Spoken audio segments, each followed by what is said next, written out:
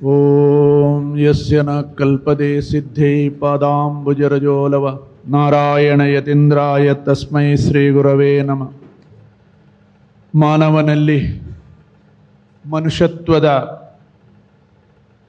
ಲಕ್ಷಣಗಳನ್ನು ಒಗ್ಗೂಡಿಸಿಕೊಂಡು ಮನುಕುಲದ ಉದ್ಧಾರಕ್ಕಾಗಿ ದುಡಿಯಬೇಕು, ಶ್ರಮಿಸಬೇಕು ಎಂದು ಸದಾ ಉದ್ಘೋಷಿಸುತ್ತಾ ತನ್ನ ಜೀವನ ಪರ್ಯಂತ ಅದಕ್ಕಾಗಿ ತ್ಯಾಗ ಜೀವನಗೈದಂಥ ಮಹಾನ್ ಸಂತ ನಾರಾಯಣ ಗುರುಗಳ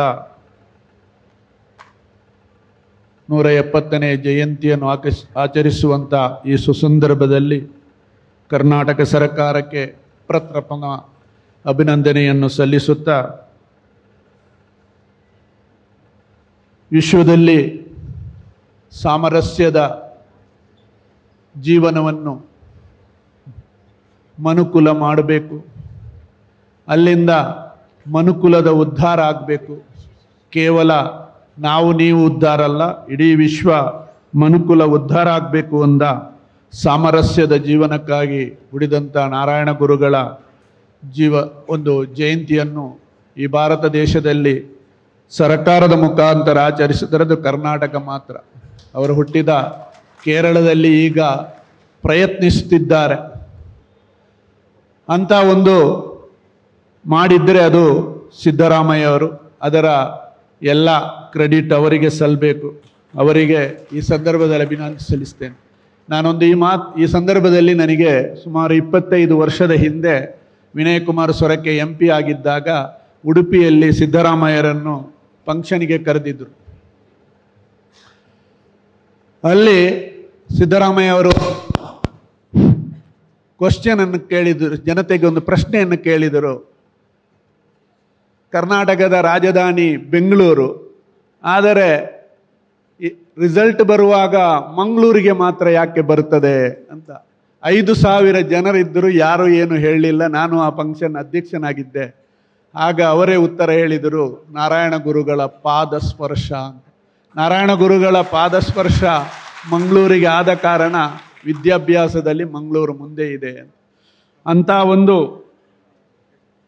ನಾರಾಯಣ ಗುರುಗಳ ಬಗ್ಗೆ ಅಪಾರವಾದ ಕಾಳಜಿ, ಅವರ ಚಿಂತನೆ ಬಗ್ಗೆ ಗೌರವವನ್ನು ಹೊಂದಿದ್ದಂಥ ವ್ಯಕ್ತಿ ಅಂತ ನಾನು ತಿಳಿಸಲಿಕ್ಕೆ ಈ ವಿಚಾರವನ್ನು ಮುಂದೆ ತಂದೆ. ದೇವಾಲಯದ ಒಳಗೆ ಬಿಡಿ, ದೇವಾಲಯದ ಎದುರು ಬಿಡಿ, ದೇವಾಲಯದ 110 ಫೀಟ್ ದೂರದಲ್ಲಿ ಹೋಗಬೇಕಿದ್ದ ಆ ಪೊಲಯ, ಏನು ನಾವು ಎಲ್ಲ SC ಅಂತ ಹೇಳ್ತೇವೆ, ಪೊಲಯ ಸಮುದಾಯ ಅಂತ ಹೇಳ್ತಾರೆ ಮಲಯಾಳದಲ್ಲಿ.